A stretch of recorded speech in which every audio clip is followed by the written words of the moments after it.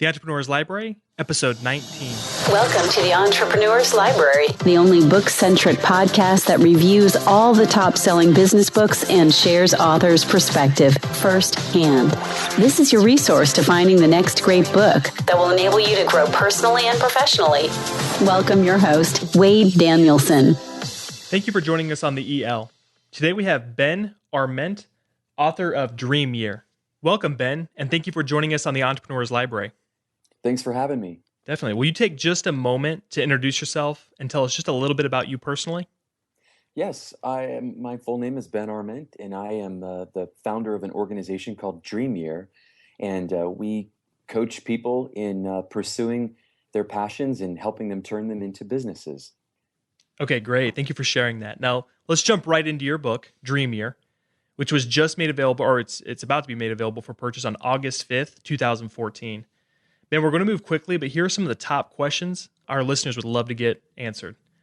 And the first one is, what was the inspiration behind writing Dream Year? You know, years ago, I was blogging and actively logging my experiences and starting businesses and launching projects. And I began getting a lot of emails from people asking how I did it. And I found myself answering all of their questions in the exact same way. It was the same process.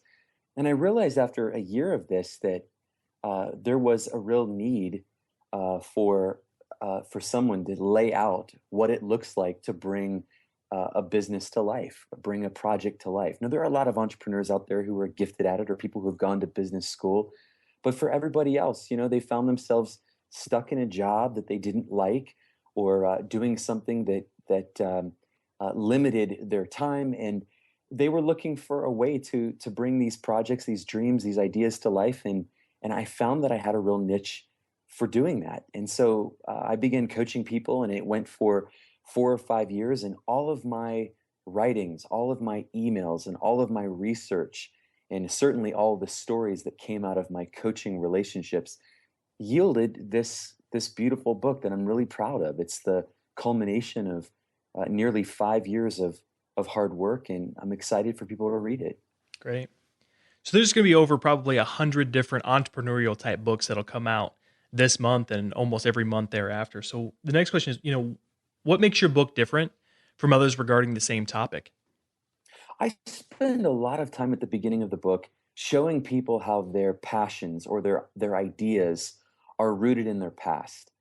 I don't know many business books that start that early on in an entrepreneur's journey, but I really do believe that the greatest ideas come from experiences when we were children. I think it's interesting, Jeff Bezos, who started Amazon, when he was a kid, he had a summer job at McDonald's and he hated it. So he quit it and he started an organization called I believe it was the Dream Institute or something like that. And he would charge other kids $600 a pop. Their parents would pay it.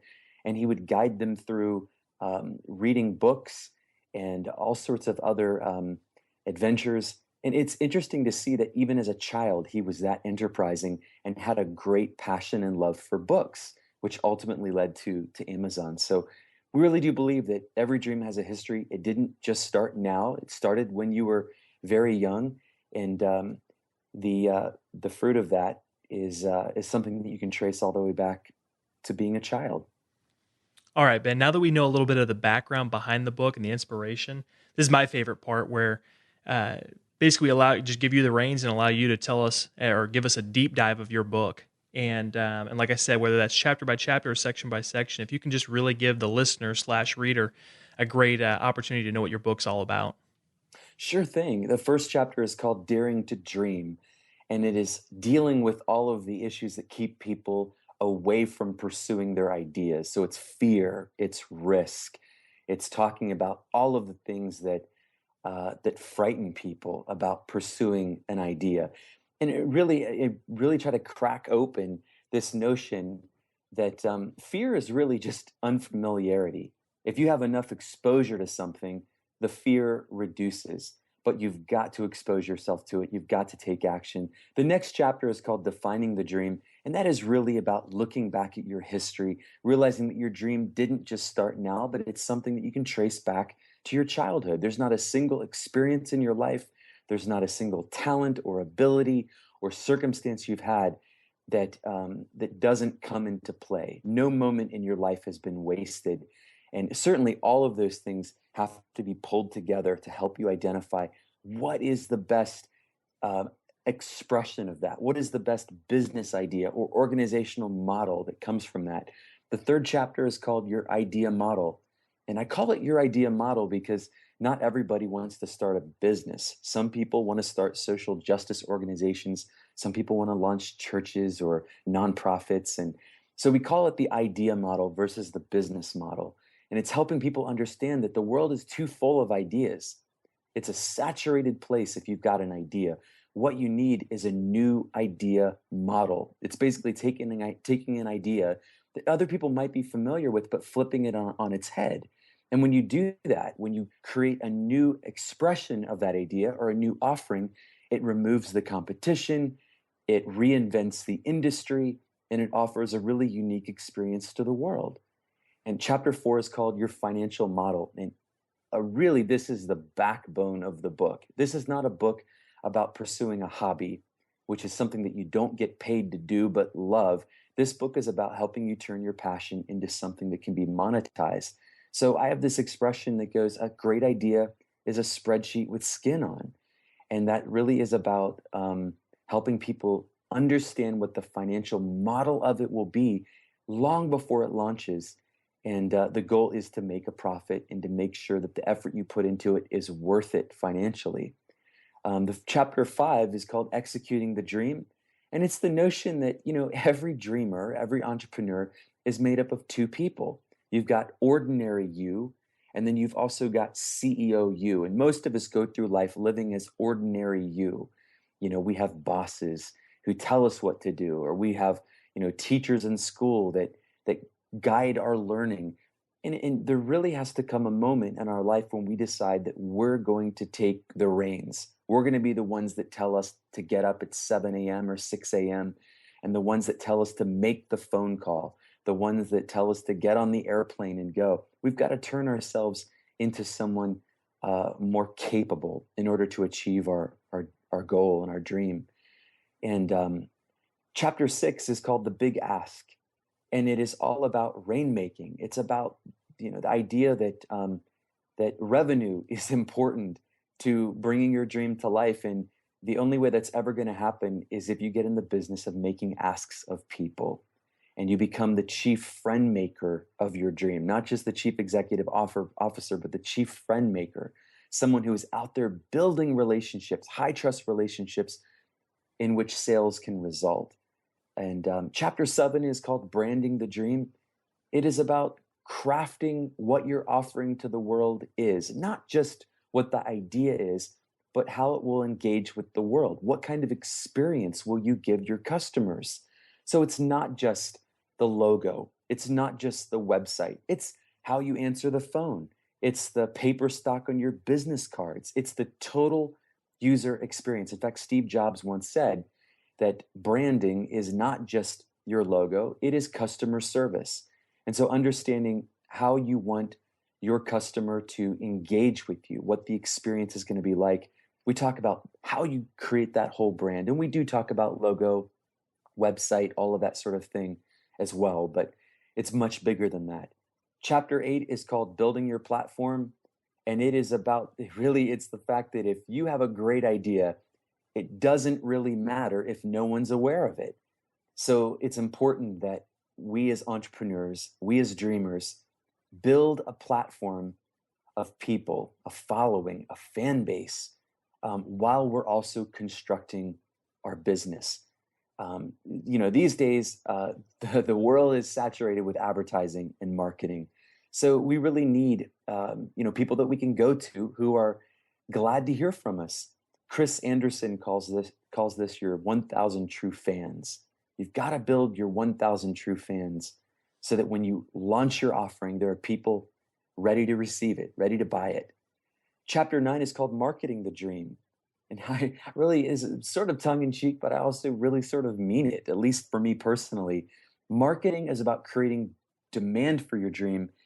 Sales is about trying to convince people to buy something that they don't really want. So we talk about how you create demand for your dream, how you frame it in such a way that people will want it, so that sales is really moot. That it's not something that you have to work so hard to do. Great ideas spread, they can't help themselves. So, really, the goal of this chapter is to help people craft a property that excites people and builds demand for what you do. Chapter 10 is growing the business. It's once you've got the faucet of your idea dripping with money, it's the idea of helping to get that faucet gushing. And so it's about building the business. And a lot of people, for them to get their business to work, they have to continue to adjust it, adapt it, um, change it. I often say this, that creating a successful business is like trying to open the combination lock when you don't know the numbers. You have to keep turning the tumblers one by one and trying different factors until finally you crack the code. And there are many businesses that have cracked the code and have seen just unparalleled growth in their businesses. So we talk about how you do that. How do you turn the tumblers? How do you make things work so that they're successful? And then the final chapter is called Sustaining the Dream.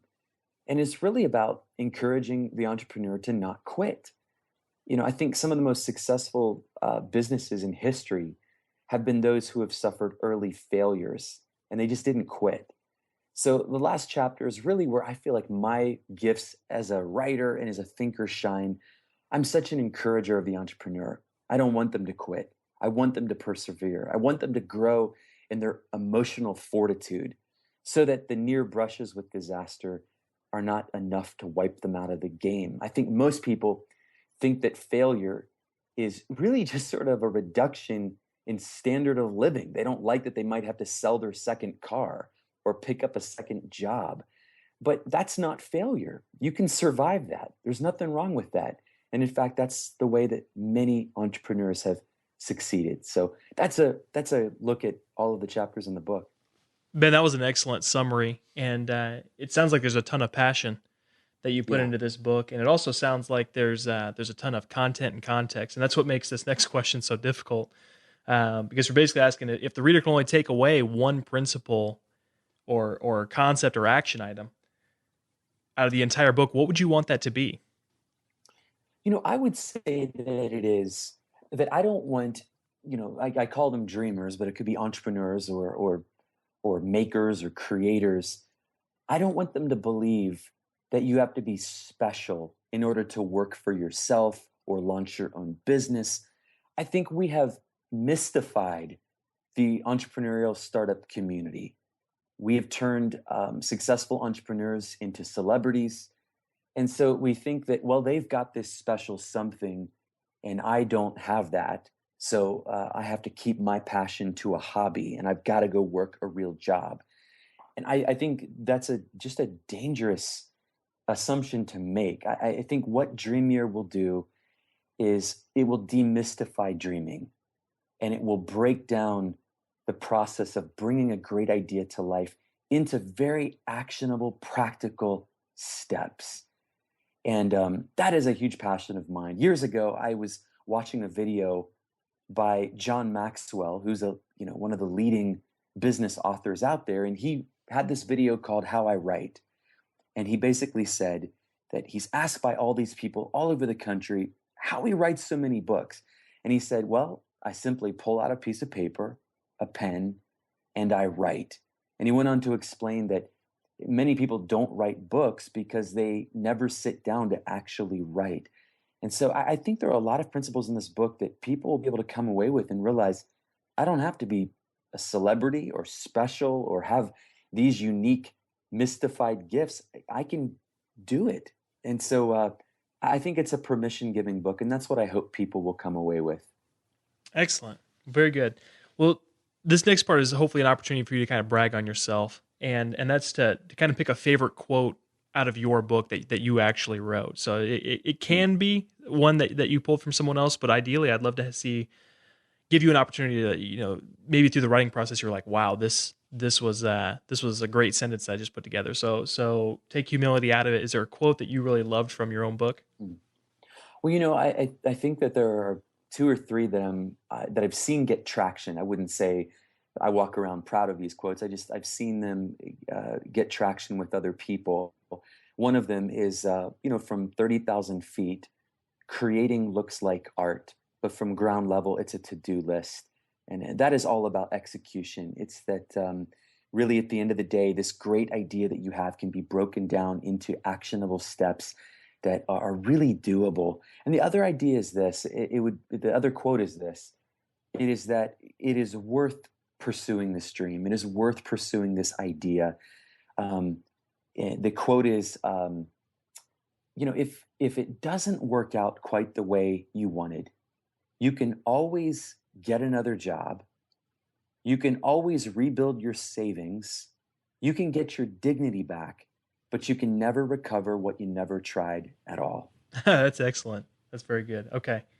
And this is the last question, but it's obviously we have a huge reader base. That's who's listening right now. But if there were only one book you could recommend to our listeners, based on the way it has basically impacted your life or created a paradigm shift for you, what would that be?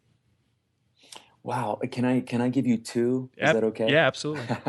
So I was on an airplane the other day, and after watching Paul Coelho's book, The Alchemist, sit on the New York Times bestseller list for 320 weeks straight, I finally picked it up, and it took my breath away. It was an amazing parable of pursuing a dream, a great idea. But the other book is this. It is Michael Gerber's, and this is a classic. I'm sure all of your listeners and readers have read this, but Michael Gerber's The E-Myth. But I would recommend listening to the audiobook. Michael Gerber has this really amazing way of conveying his own principles that I feel like the voice in your head just doesn't do justice when you're reading the book on your own.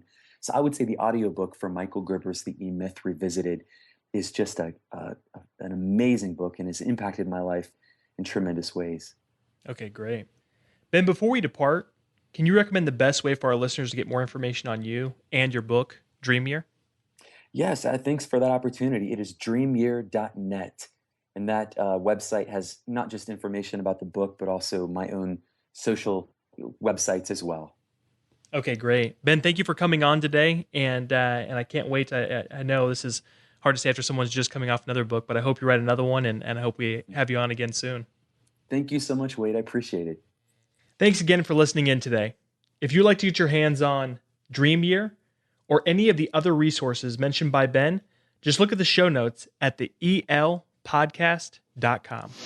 Looking for your next book idea? Head over to the elpodcast.com, where Wade shares his amazing resource, the top 10 business books recommended by over 500 entrepreneurs, with you for free. That's the elpodcast.com. Till the next time, keep it on the EL.